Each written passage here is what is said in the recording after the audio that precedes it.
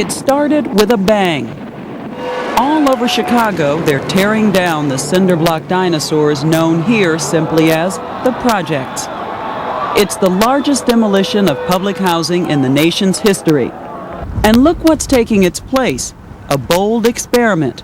Brand new condominiums costing some people $500,000, while others live here for free. And the catch is? There isn't any. The catch is follow the building rules and enjoy yourself in a wonderful brand new home.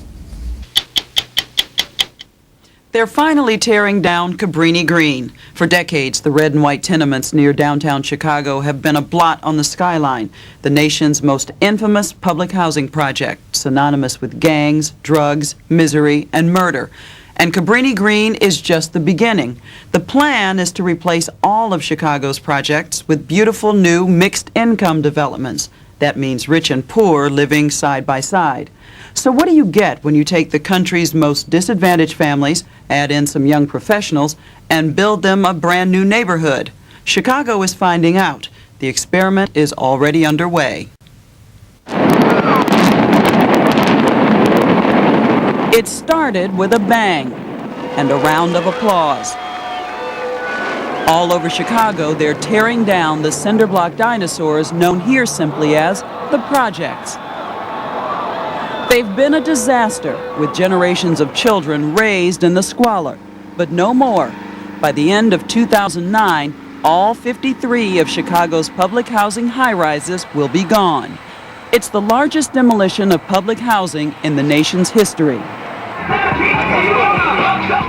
It will uproot some 40,000 people, many of whom have never lived anywhere else but public housing. People like Larry Sargent.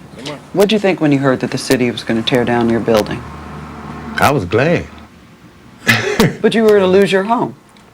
I'd rather sleep on a cardboard box in the streets rather than keep going through what I was going through.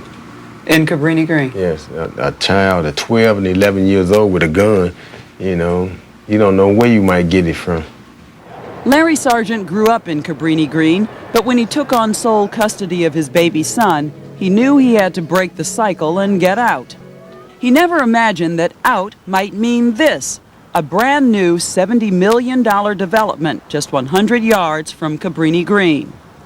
It's called Northtown Village, 261 condos and townhomes that represent one of the most daring concepts in public housing today. 79 families will have the chance to move out of Cabrini Green and move in here next to someone who bought one of these brand new homes at market rate. A 3-bedroom, top-of-the-line townhome like that costs nearly $500,000. The identical unit next door could be reserved for a Cabrini Green family whose rent is subsidized by the government. The project started 2 years ago with a complex mix of public and private funding. The man on the ground was Peter Holston, an idealistic developer selling this vision of gentrification with a twist. So here's someone coming in and buying a $500,000 townhome, and we're telling him in the sales trailer, or her, that you will be living, the townhome next to you, which is no different than yours, is going to have a Cabrini Green family in it. Basically someone who's gotten it for free. Basically, yeah. And these people are not turning away. They're buying them. Mark and Amanda Tomlinson bought one. Young professionals, and just engaged then, they stopped by the sales trailer the day it opened. And I told her for kicks, bring the checkbook, and it was just a feeding frenzy in there. I mean, everybody was just screaming and yelling, and there's one lady in there that just yelling at her husband, just buy whatever is available. It doesn't matter what it looks like, just buy whatever's left. The Tomlinsons bought this 3-bedroom townhouse on the spot. Incredibly, all the units sold before they were even built. But why would anyone invest in a neighborhood like this? Because Cabrini Green and now Northtown Village sit just a mile away from Chicago's ritziest strip. There's tons of shops, great stores, restaurants, and we've already seen huge big box retailers coming in. you just got to realize you go 2 blocks one way, we're in the middle of a public housing. We go 2 blocks another way, we're at Banana Republic. So finding buyers was easy. The hard sell was convincing public housing residents to apply. Peter Holston found that out when he made his pitch to a skeptical crowd at this town hall meeting at Cabrini Green. We have two parks. In the unit, one park will have a tot lot, and the other park will have like a splash fountain. Cabrini residents, already angry about being pushed out, thought Peter Holston's offer sounded too good to be true.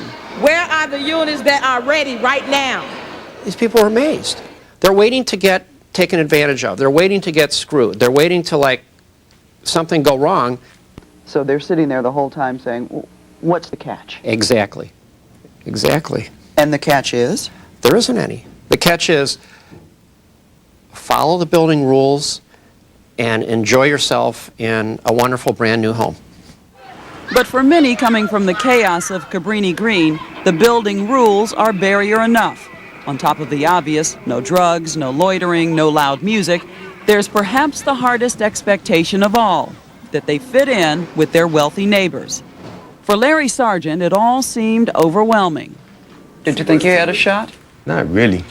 You know, the way it was described as mixed incomes and, you know, there's going to be condominiums and townhouses and coach houses. I'm like, I'll just check it out, you know.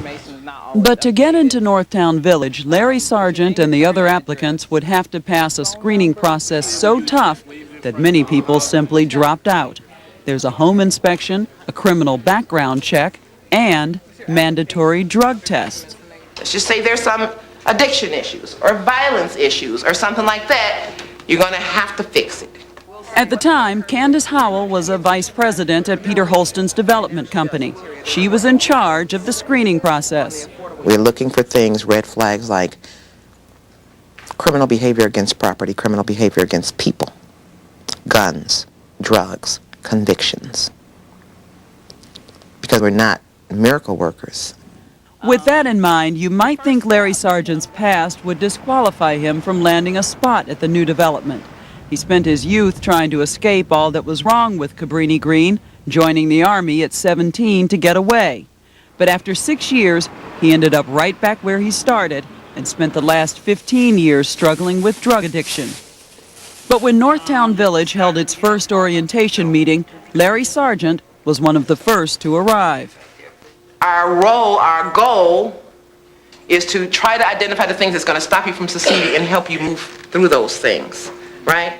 Candace Howell made it clear from day one, Northtown Village would be nothing like Cabrini Green. She literally gave lessons on how to get along there. You get good neighbor training. How do I go out there and be a good neighbor?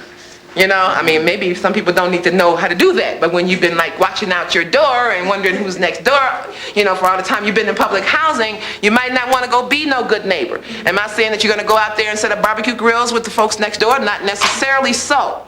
We're going to have a bunch of social events, and we're going to push it, push the concept of building a community. Sherry Wade was desperate for a safer community. A run of bad luck landed her at Cabrini Green 8 years ago. For her two youngest children, Travis, 12, and Jamila, 9, the projects have been a prison. To keep them safe, Wade says, she keeps them indoors. Kids are supposed to go outside and play and ride bikes, and mine don't do that. So the ones who grew up in the projects don't even know how to ride a bicycle? No, they don't. Larry Sargent and Sherry Wade both made it to the next stage of the application process, which included attending a meeting with some of the buyers. We might have white neighbors on the 3rd floor, and I live on the 2nd floor, and if they come out and see my children, I want them to know that if they speak, that you'll speak back. You know that about them already. You know what I'm saying? They're not going to be the residents that go, you know, like, don't speak to me. You know? Yeah, we've already spoken. Wade seemed a shoo-in. This is going to be huge. But her application hit a snag. Her on-again, off-again husband wouldn't pass the drug test, and she knew it. So she found herself in an incredible position. Her husband on one hand, a brand new home on the other, and Candace Howell in the middle. Can you make exceptions in a case like that? Make exceptions for Sherry and then bring in the person next time that had a serious criminal background. They're difficult choices to make. Sherry Wade saw the writing on the wall and made a wrenching choice. She and her children would leave her husband behind. I couldn't keep having it happen to the whole family. It wasn't just affecting him, it affected the whole house. Larry Sargent was determined not to let drugs stand in his way either. He goes regularly for counseling at the VA hospital now, a commitment that helped win him a spot at Northtown Village. He packed up his things, packed up his son, and left Cabrini Green for the last time. Then, just a 5-minute walk away, he began a new life, the sudden sovereign of a brand new 2-bedroom apartment. It's your bedroom. With a bird's eye view. Yep, just sit right here and just watch it happen. It was, told years ago that one day all these projects are gonna be gone. And I just never thought that it'd happen, but it has. But not everyone will be lucky enough to live in a place like Northtown Village. So far, 36 high-rises are gone.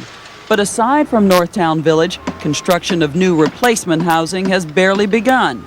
And even when it's done, there will be 14,000 fewer public housing apartments than when the demolition began.